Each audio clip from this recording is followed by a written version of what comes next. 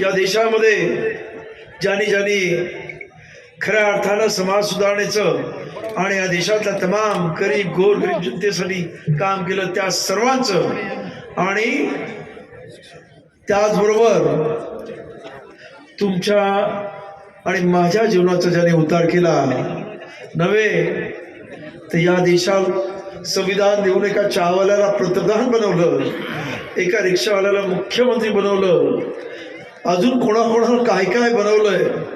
त्या या बोधिसत्व महामानव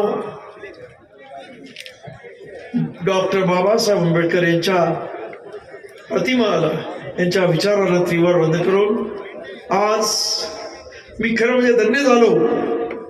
संभाजीनगरचं नाव घेतलं की मला एवढे नेते आठवतात, एवढे गट आठवतात, परंतु खऱ्या अर्थानं आज आंबेडकरी समाज हा एक दिलानं, एक विचारानं, एक संघ झाला. त्यानं माझा क्रांतिकारी जय. जर तुम्ही हीच हिंमत दाखवली, हीच ताकद दाखवली तर कोणाची माय वेळी नाही तुमच्या विरुद्ध जाण्याची. आज तुम्ही जे ते करून दाखवलंय संभाजीनगरवाल्यांनी, आज त्याला इतिहासात तोडणं आहे. कारण ज्या पद्धतीने आपण एक संघ, एक दिलाने, एक विचाराने आज इथं या मोर्चामध्ये खरं म्हणजे माझ्या 80 वर्षाच्या आजीसारख्या असणाऱ्या माता भगिनी त्या मोर्चामध्ये चालत होत्या, जराही थकत नव्हत्या. का तर माझ्या पुढच्या येणाऱ्या भावी पिढीचा उद्धार झाला पाहिजे. माझ्या बापानं त्या काळामध्ये लढाई केली आणि आमचा उद्धार झाला, परंतु आज मी सुद्धा या लढाईला तयार आहे. माझ्या पुढच्या पिढीचा सुद्धा उद्धार झाला पाहिजे याच एका विचारानं ही सर्व मंडळी प्रेरित झाली होती. आणि म्हणूनच माझं देवेंद्र फडणवीसला सांगणं आहे, तुम्ही आतापर्यंत महाराष्ट्रामध्ये अत्यंत एक संघर्षाचा महाराष्ट्र अशा पद्धतीचे कधीच वाद झाले नाही. पण तुम्ही मराठा विरुद्ध ओबीसी लावलात, हिंदू मुस्लिम तर हा तुम्ही तुमच्या रक्तामध्ये आहे.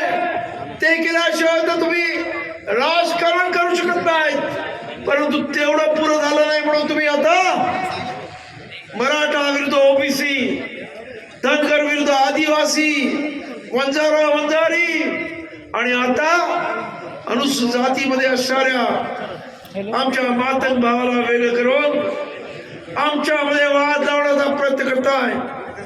आज मला इथं सांगावं असं दुःखानं वाटतंय.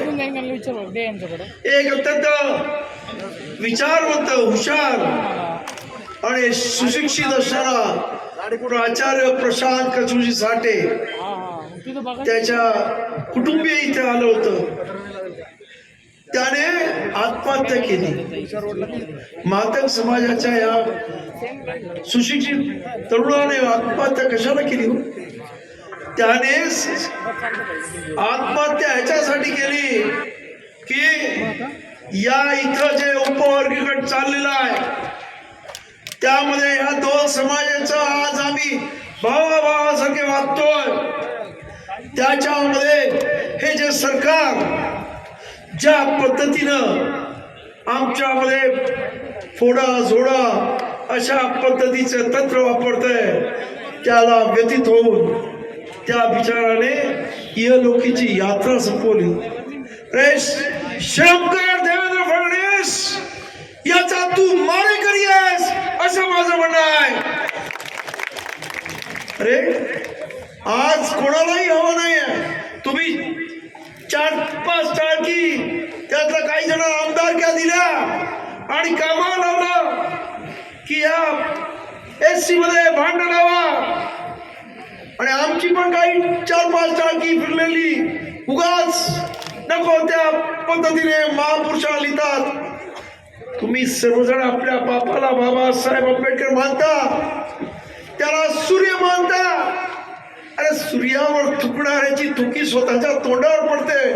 तुम्ही काय त्याला उत्तर देण्याची गरज आहे का हे लक्षात घ्या. आणि आपसातला वाद वाढू नका. हे मी आपल्या काही अत्यंत भावनावश झालेले कार्यकर्ता सांगू इच्छितो. या इथं पहिल्यांदा लक्षात घ्या की हे जे उपवर्गीकरण झालेलं आहे हे सरकारच्या इच्छेने झालेलं आहे. म्हणजे उपवर्गीकरणाचा जो ठराव आहे तो म्हणजे तिथं असणाऱ्या RSSने हे सर्व घडून आणलेलं आहे. कारण पहिल्यांदा या देशामध्ये 2004ला EV चेन्नैया वर्सेस आंध्र प्रदेश यांची केस 2004 मध्ये सुप्रीम कोर्टात आली. 5 जणांचं बेंच बसलं आणि उपवर्गीकरण करायचं की नाही हे विचारण्यात आलं. तेव्हा त्या 5 जणांच्या बेंचने युनॅनिमसली म्हणजे एक पदार्थ निर्णय दिला की हे सर्व एक आहेत आणि त्यामुळं हे एक संघ म्हणजे होमोजिनस असल्यामुळं यांच्यामधलं उपवर्गीकरण करता येणार नाही अशा पद्धतीने निर्णय दिला. त्यानंतर ही जी केस आहे सुप्रीम कोर्टात आलेली तिच्या पंजाबच्या हायकोर्टानं पंजाब बेंचनं निकाल दिला दविंदर सिंग वर्सेस पंजाब गव्हर्नमेंट की अशा पद्धतीने उपवर्गीकरण करता येत नाही असा 2010ला निर्णय झाला. आणि त्यानंतर आमचा पंतप्रधान नरेंद्र मोदी एका 2024च्या इलेक्शनच्या भाषणामध्ये असं म्हणतो कर्नाटकात जाऊन मालाग नावाच्या जी जात आहे त्यांना उघड आश्वासन देतो की मी काही झालं तरी उपवर्गीकरण करून देईन. आणि त्यानंतर असणारा सुप्रीम कोर्ट 6-1 असं उपवर्गीकरणाचा निर्णय देते. यासाठी मी एकच सांगू इच्छितो 1951 साली तुमचा आणि माझा बाप कायदेमंत्री होता.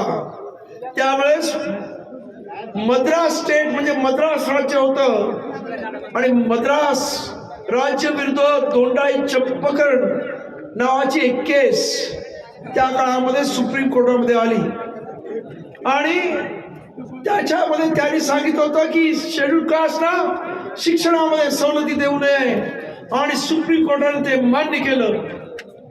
तेव्हा तुमच्या आणि माझ्या बाप्पानं घटनेमध्ये पहिली घटना दुरुस्ती केली आणि अनुच्छेद 15(4) मध्ये ती घटना दुरुस्ती करून या अनुसूचित जातींना शिक्षणामध्ये सवलती दिल्या पाहिजेत अशा पद्धतीचं ती घटना दुरुस्ती पास करून घेतली.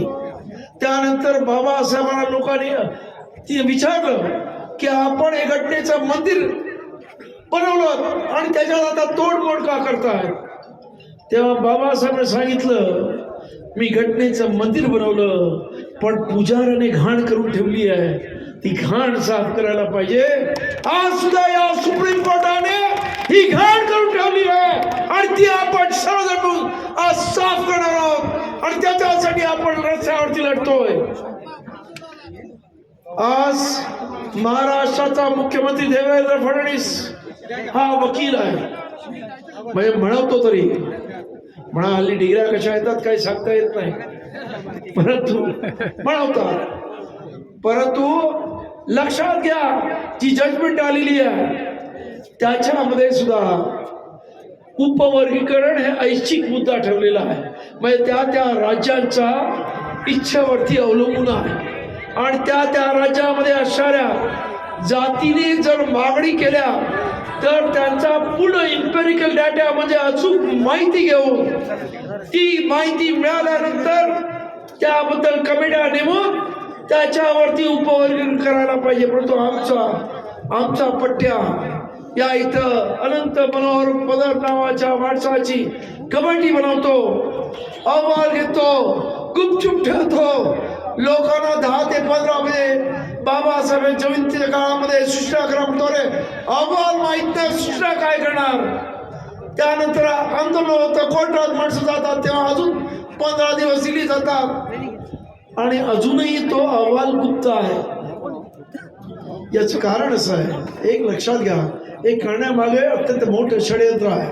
कारण म्हणजे माझी तर मागणी आहे तुम्ही आमच्यामध्ये SC मध्ये उपवर्ग करण्यापेक्षा जो खुला प्रवर्ग आहे त्याच्यामध्ये पहिल्यांदा उपवर्ग करा मग ह्या देशामधले नोकऱ्या शिक्षण हे कोणी लाटलंय या देशामधलं सर्व ते कळू नये. पण त्याच्या पुढे जाऊन मी सांगतो की याच्यामध्ये गोम काय आहे. आम्ही विरोध का करतो. आम्ही काय आमच्या मातंग भावाला विरोध करत नाही. आज सर्वांना माहिती आहे की मातंग भाऊ हे अंधश्रद्धेमध्ये अंधरूढीमध्ये अडकल्यामुळं शिक्षणाकडे त्यांनी पाठ केलेली आहे. त्यामुळे फार थोडी मंडळी त्याच्यामध्ये सुशिक्षित आहेत. उद्या ते 8% वगैरे 13% रिझर्वेशन दिलं काय होईल.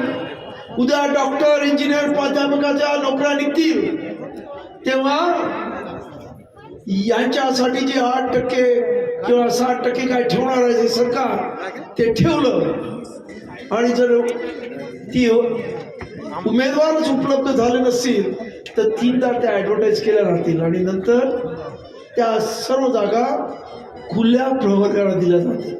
म्हणजे तुमच्या जागा इनडायरेक्टली कशा काढून घ्यायच्या याचं षडयंत्र आहे आणि म्हणून आम्हाला त्याला विरोध करायचा आहे.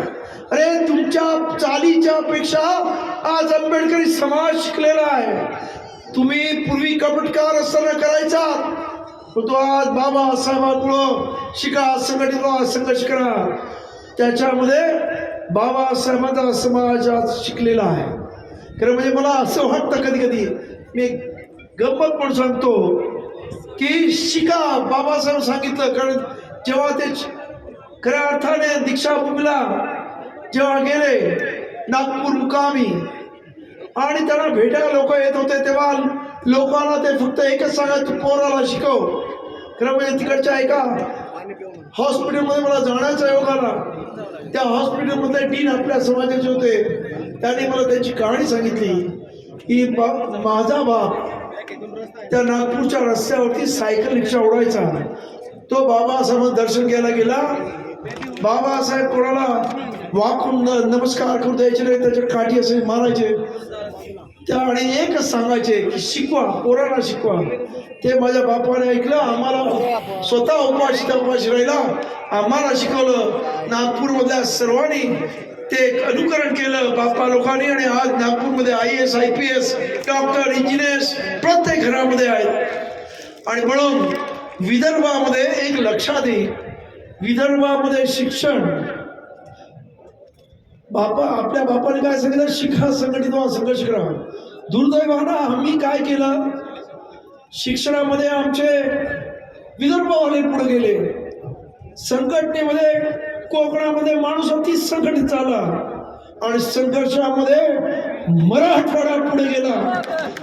मला एवढं सांगायचं की हे सर्व बाबासाहेबांनी सर्व विभागांना एकत्र सांगितलेलं आहे वेगवेगळं नाही. परंतु आज ती परिस्थिती आहे.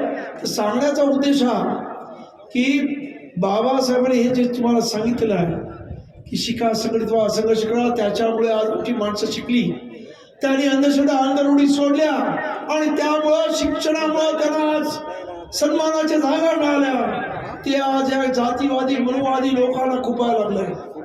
कारण 2011चा जो जनगणना झाली आहे जर त्या जनगणनेचा तुम्ही अभ्यास केला तर शेड्यूल कास्टची लोकसंख्या 2011च्या लोकसंख्येनुसार 18% आहे. आणि आता 2027ला जेव्हा जनगणना येईल तेव्हा तर माझ्यामध्ये ती 20%च्या वरती झाल्याशिवाय राहणार नाही.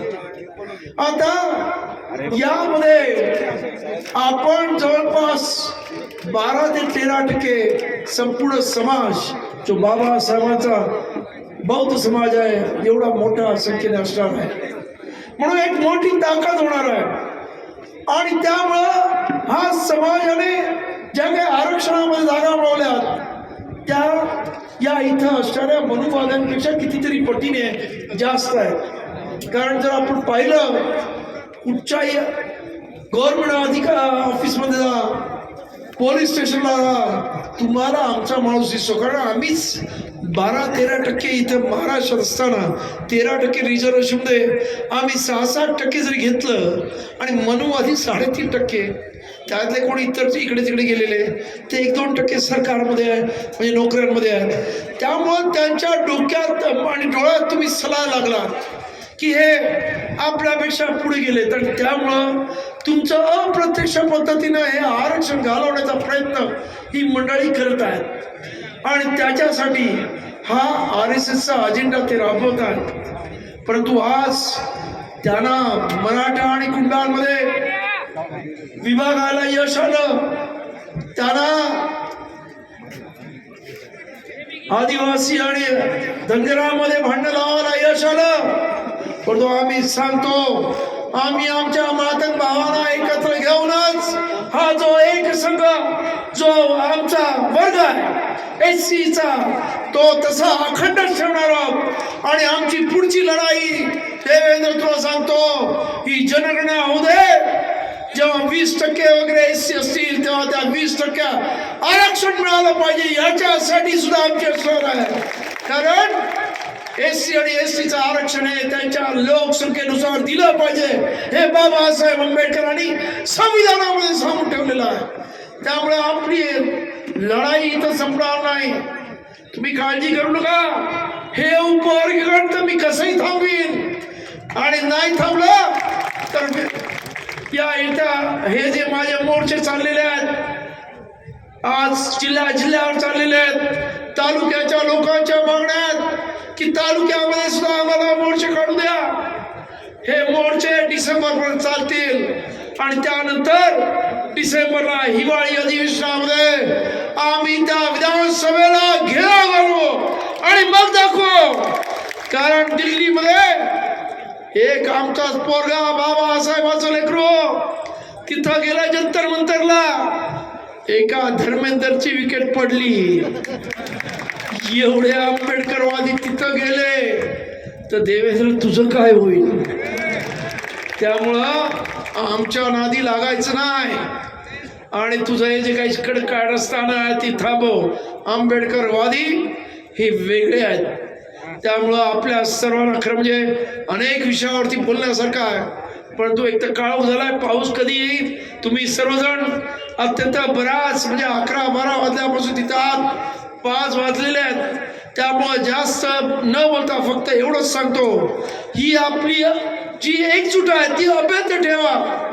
ही एकजूट जर अभेद्य ठेवली, आताच बघा आमच्या सम्राटचे संपादक कांबळेजी यांनी सांगितलं की ह्या इथे आता जी फेलोशिप मिळते, मागच्या वेळेस असाच फेलोशिपचा प्रश्न आला, आम्ही 600 मुलांना आपल्या पार्टीतर्फे फेलोशिप मिळवून दिली.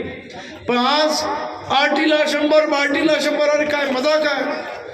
एका जातीला SC मधल्या 100 आणि 58 जातीला 100. या इथे महाराष्ट्र सरकारचा सोशल वेलफेअर मिनिस्टर राहतो. खरं म्हणजे तुम्ही त्याला हलवायला पाहिजे. बाबा, हे जे काय अन्याय चाललेला आहे, या अन्यायाचं परिमार्जन कर आणि तुला जमत नसेल तर राजीनामा दे. कारण हे ज्या पद्धतीने चाललेलं आहे, तुम्हाला वाटत असेल की आम्ही काय येतं, आम्ही ऑलरेडी निवेदन दिलंय. ते म्हणाले, आनंदराज मी नक्की बघतोय काय झालंय, मला पण माहित नाही कोणी केलंय. जर या सोशल वेलफेअर डिपार्टमेंट ज्यांच्याकडे आहेत त्यांना जर माहीत नसेल तर खरं म्हणजे दुर्दैव आहे. परंतु माझं सांगणं आहे की तुम्ही सर्व जागरूक मंडळी आहात, या संभाजीनगरमध्ये राहताय, त्यांना जरूर जाऊन त्यांना जाऊन हलवा. बाबा हे त्यांना 100 द्या, आमचं काहीच म्हणणं नाही, पण आमचं तर वाढवा. कारण तुम्ही आमचा अर्धा फंड तर त्या लाडक्या बहिणीला दिला.